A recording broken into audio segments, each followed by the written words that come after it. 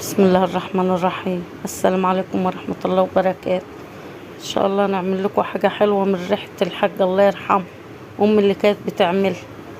انتوا بتقول عليها دلوقتي سمبوسة، احنا كانت بتقول عليها مطبق.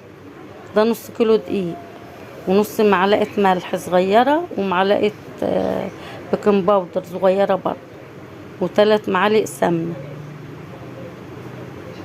اهو. نحطهم على الدقيق كده، نقلب المواد تجف على بعضيها، ونحط السمنة سيحتها بس.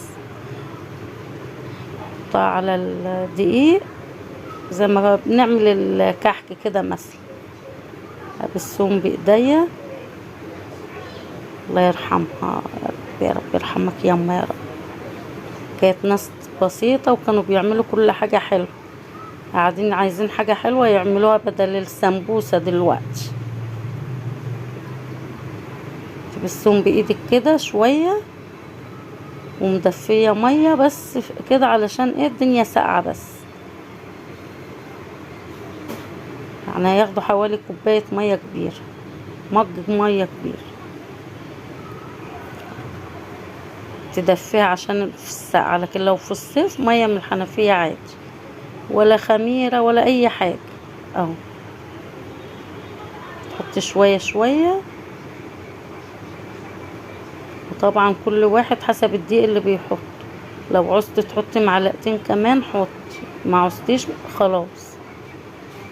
يعني هي ما بتبقى عجينة مش طرية، لا. تقعدي تلت وتعجني فيها كده شوية كتار، حوالي 7 دقايق ولا 10 دقايق عشان تديكي نتيجة حلوة.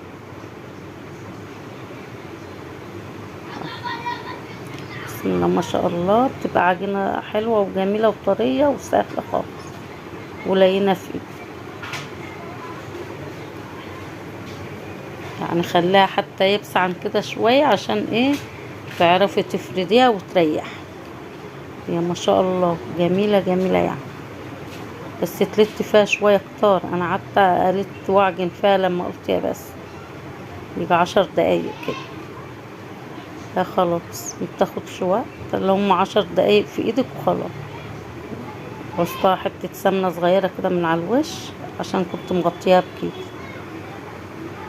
وتركنيها بقى ايه 10 دقايق على ما تحضري الحشوة اللي انت عايزة تعمليها. عايزة تعمليها حلو بتعمليها حلو، وعايزة تعمليها حادق بتعمليها حادق. قسمتها نصين. هنعملها ايه بشوية زبيب وجوز الهند، وادي جبنة قديمة. انا جبتلكوا ابسط حاجة الجبنة القديمة، ممكن تبقى موجودة في اي بيت. مش موجودة تعملي بجبنة فيتا. عندك لحمة معصجة، عندك فراخ معصجة، عندك اي حاجة عايزة الحشوة دي حسب ما انت عايزة، سواء حلوة سواء حادق. انا مش حاطة فيها اي حاجة، مش حاطة فيها ولا فانيليا ولا اي حاجة. الحلو احط له الفانيليا في العسل بتاعها. عندك قطاعة كوباية اي حاجة قطعي بيها، ما تقفيش على حاجة. ادي بقى مقطعة ونعملها ايه حادق جبنة قديم.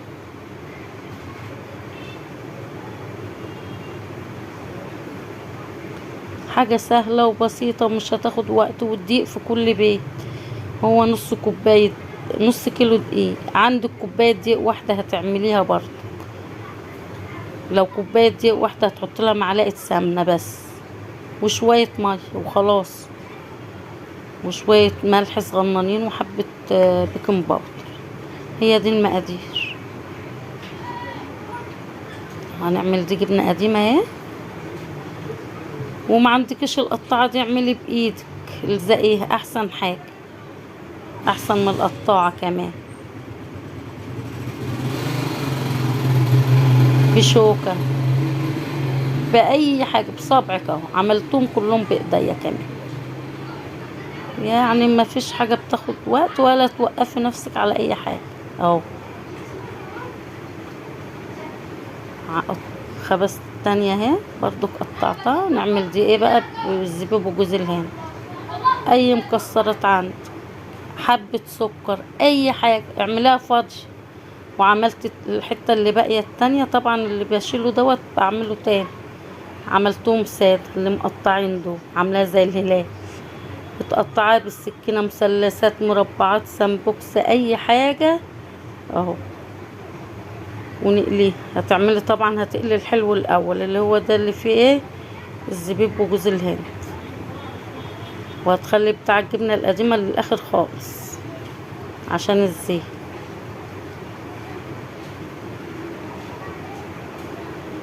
عايزة تاكلها من غير شربات بتاكليها سادة، عايزة تحط على سكر بودرة، عايزة تحط لها شربات، كل واحد حسب ايه طلبه. بتحبها ناشفة كده بتاكليها جميلة من غير اي حاجة فيها، حلوة برضه. عشان الشتا بتبقى عايزة اي حاجة والعيال قاعدين ايه تسلوا فيها كده. ما شاء الله، شوفوا اللون ده حلو وجميل ما شاء الله. وصلوا على النبي يا جماعة وانتوا بتتفرجوا كده، وخلي لسانكم رطب بذكر الله. ربنا يغفر لنا ويرحمه يا رب، ييسر لنا الحال ويصلح ما بين ايدينا جميعا يا رب. ده بقى نحط عليه ايه شوية سكر بودرة كده بس.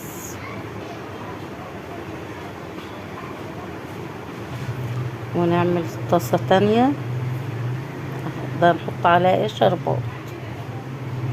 تعملي السيرب بتاع الكنافة وتحط عليها شربات، اللي بيحبها طرية شوية.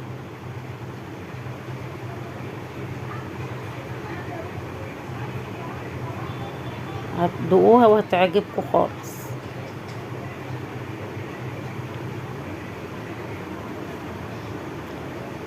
واللي فاضية مفيهاش حاجة جميلة، عاملة هشة وحلوة اوي. البيكنج باودر مخليها هشة وجميلة. وادي قليت بتاع الجبنة القديمة اهو. طبعا مش عايزة اجيب كل حاجة عشان ما اطولش عليكم الفيديو اكتر من كده. هفتحها لكم بقى، طبعا هي سخنة مولعة.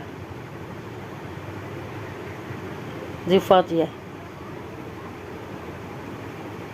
فاضية من جوه وهشة وجميلة ازاي. دي اللي فيها ايه الزبيب وجوز الهند.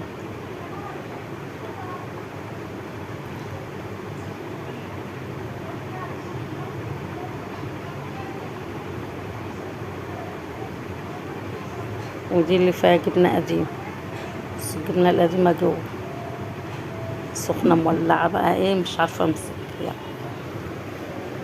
يا رب تجربوها وتعجبكم ان شاء الله.